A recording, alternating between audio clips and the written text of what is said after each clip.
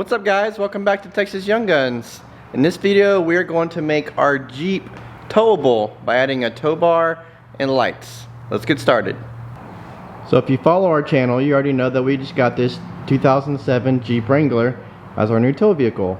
We did have a Ford Focus, which was great, but couldn't really use it other than just driving. And this Jeep Wrangler will allow us to have some fun off-roading, which we already did in a previous video. If you haven't seen it, go check it out on our channel. I'll try to link it down below. But the Jeep Wrangler is not yet towable, meaning it has no way of being towed behind our beloved motorhome bluebonnet.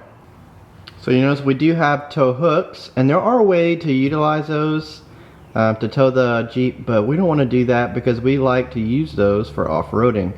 So we did go to eTrailer, and we did get a bar that should fit below the bumper and not impede our off-roading ability too much. So here's the box from eTrailer. Let's open her up and see what we got. Alright, so opening the box from eTrailer. This is going to be our electronics. So this is going to be our wiring harness that allows the motorhome's lights to hook up to the Jeep lights, and we get brake lights and that kind of stuff. And here's the meat. The big cheese, as they say. And here's the tow bar. And lastly, other various hardware such as the bolts and things to be able to feed the bolts through and tighten them up. You can see that the Blue Ox front base plate, by the way, that's what I went with, was Blue Ox, because that's what our tow bar is made of. You can see it's one piece, very heavy steel, so I feel confident we'll be able to do the job. Opening up this box, this is where the safety cables are going to be, as well as the little tabs. This is what's going to slide into the base plate. Some instructions and various hardware. And for the electrical, I did get the Hopkins direct wiring for the Wrangler. That way I don't have to worry about diodes and all those other things that a lot of people struggle with when wiring up their tow vehicle. And so this is going to be pretty much plug and play. I had good luck with this on the Focus, and so I decided to use this on the Jeep.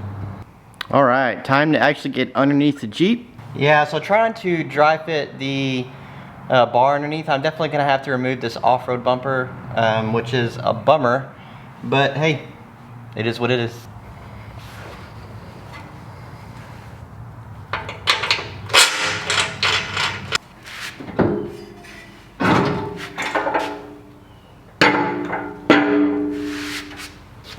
Now, as you can see, the bottom part of this bumper here goes past where I have to attach the base plate. So unfortunately, on my 2007 model Jeep, I'm going to have to cut that off so the base plate can mount to the holes.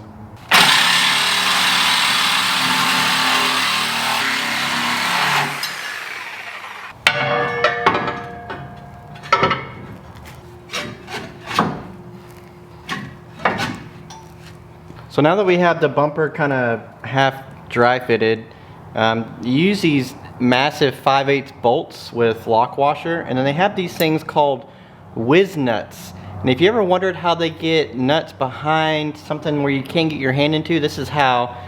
Basically it's a nut with a piece of bar, and then this bar is meant to twist off or cut off, whatever you choose to do, and that's how you get behind there like that. So we'll line up this top hole, get the bolt in and lock washer, and then use the whiz nut behind it, and that's how it tightens down.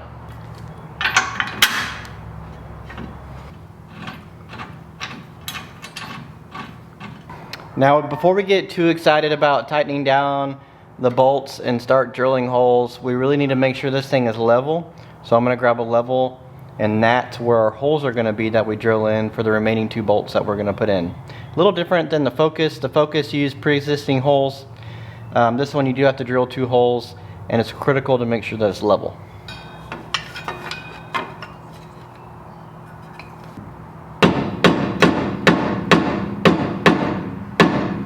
Like I mentioned earlier, we're going to have to drill the remaining 2 holes up here on the base plate using a 17/32 drill bit.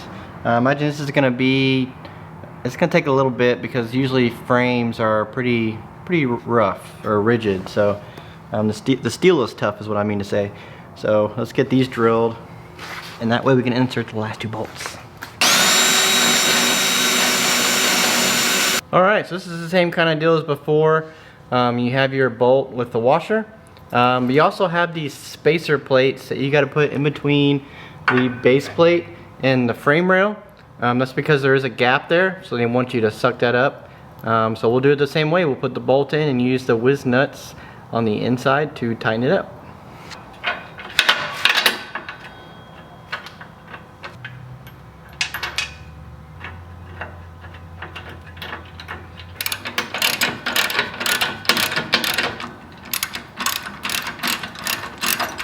Alright, last step for the base plate part of it is putting the safety cables on. This is crucial. If there happens to be any kind of hardware failure or any kind of impact that disables the base plate, possibly separates it from the vehicle, whatever disaster you can think of, this thick safety cable and ring, which can hold this vehicle and many more thousands of pounds, this will wrap around the frame of the vehicle, and that way the vehicle can come to a rest, it can be stopped, etc. In case of a base plate failure. So let's put these on. It's really important.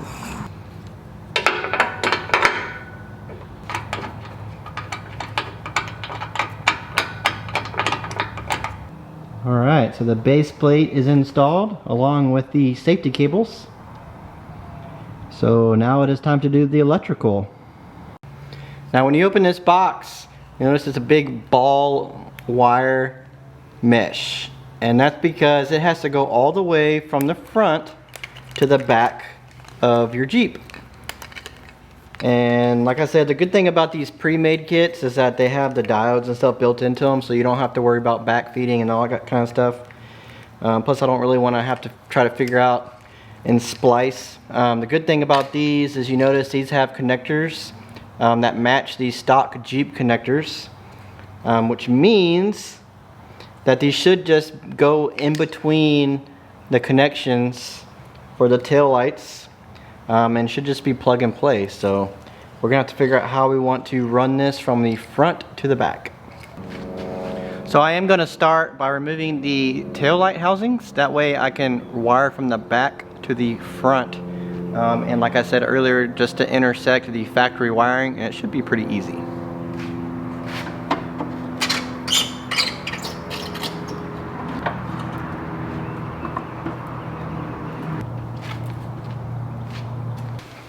And now I'm going to feed the trailer harness through the driver's side tail light housing.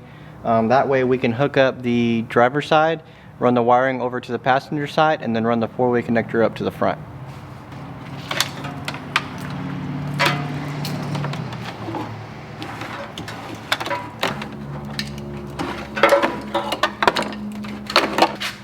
Now the orange, green, brown color side is what's going to go to the passenger side, so you'll need to run that through as well.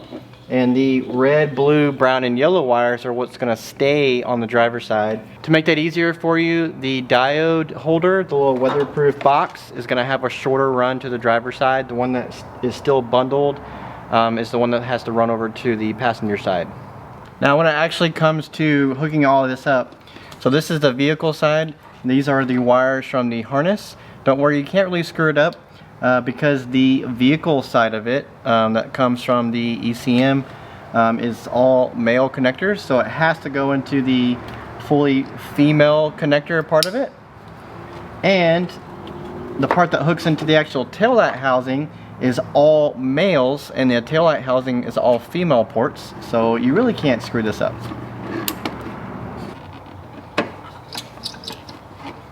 Alright, so we have wired both sides, and now we are left with the drooping wiring below the Jeep, and we're going to have to run it along the frame wells up to the front to where the base plate is that we just got done installing.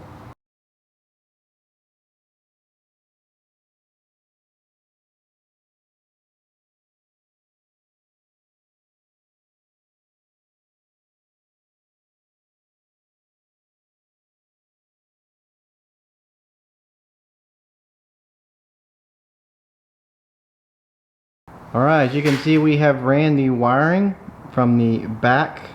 You can see it right here coming up to the front. We are hanging out the front down here.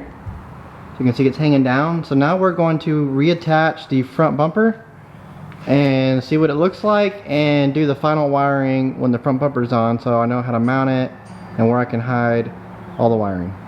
Now as you can see, I have lots of excess wiring that I have way more than what I need. So I could cut it, but I think what I'm going to do is ball it up in case I need it for something in the future. And I will hide it, I will nestle it into this U-frame rail, whatever you want to call it, and hide it in there. And then I'll stick it out.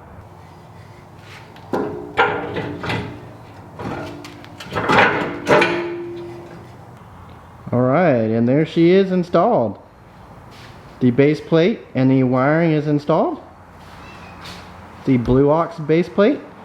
Now you'll notice that the wiring is dangling down there, and that's because I'm not going to use the 4-pin connector. I'm going to go to the local auto parts store and get the 6-pin connector and use that. So let me do that and we'll get that wired up. Alright, as you can see, Jeepy is done. The base plate for towing and the electrical is complete. So it is ready to tow. However, here's a caveat. Most states require you to have a braking system. So look out for a future video. We will be trying to locate the braking system that will work for us, and I will be installing it on this Jeep Wrangler. So I don't think it looks too bad. It definitely hangs down from the front. Not ideal for off-roading, but hey, if we get a lift one day, which I really want, maybe it won't matter as much. So alright, so remember that your kit came with these tabs, and this is what's going to go into your base plate, and they're very simple. You just kind of push them in, and there's this little ring thing here that locks in place. And it's just like this. And it's that easy.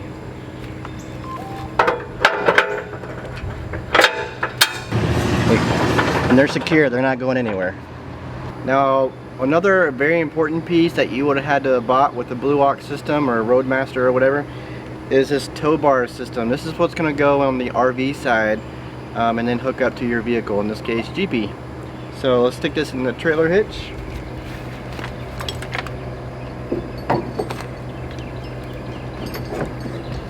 Alright, and once you have your tow bar in your trailer hitch, it's time to hook up the vehicle. So you'll have to learn to experience how far to pull it away, but start at about, I don't know, 5 feet or so and pull your way in, because what's going to happen is these arms are going to come down like this and they're going to extend out, but they can only extend out so far. So you'll just have to learn on your particular vehicle, in this case the Jeep, how far you need to pull away in order to make those connections.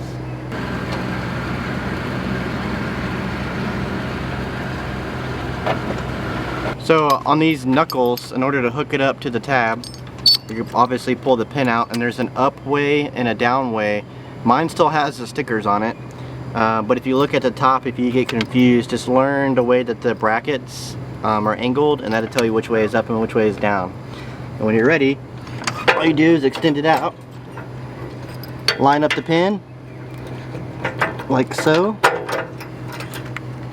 take your locking pin, stick it through the other hole on the other side, and that's it. And we'll do the same thing for the other side. Alright, next is you're going to attach the safety cables. Make sure you attach them to the trailer hitch of your motorhome. My suggestion is to run them on top of the tow bar, because if you ever get into a dip, this is from experience, it will rub on these and the weight of the motorhome will sever them. So you want to run on top of the tow bar. And you have tabs on your tow bar on the sides, and you will attach them as such. That way, if your Jeep ever breaks apart from the motorhome, you have these safety cables that will keep it attached long enough for you to come to a stop. Alright, and last but not least is going to be your power for your lights and such. I've already plugged it in on the motorhome side, and that 6-pin connector that I added to Jeepy. That's what this is going to go into. So we'll run it, and once again make sure it's on top of the tow bar in case you hit any bumps or divots where you don't sever the power cable. Once again, that's from experience. So all you got to do is hook it up.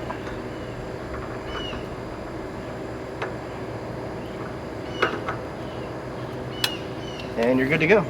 So at this point, you have everything hooked up except for your braking system. Subscribe to our channel, you'll see me install one, and we'll do that as well. But at this point, everything's hooked up. One last thing, these tabs for the tow bar are not locked in place. You can see how it's loose. What happens is whenever you pull it, those tabs lock in, and it keeps the arms from going in and out like this, and it keeps them locked in the outer position, and that's what adds stability to your vehicle. There's two ways you can do this. You can have your significant other or a friend be in the front of the RV and pull forward to lock the vehicle in while you watch it, or you can get in the vehicle and very carefully put it in reverse and back up until they lock, and have someone watch it for you. And you'll be able to hear it, but they can confirm that it's locked in and you should be good.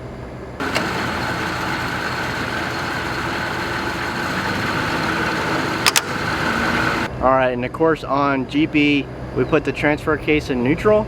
I put it in drive and reverse just to make sure the transfer case actually was in neutral, so the drivetrain isn't hooked up to the engine and all that, to prevent damage going down the road, because that's what you're supposed to do with a Jeep. So the transfer case is in neutral.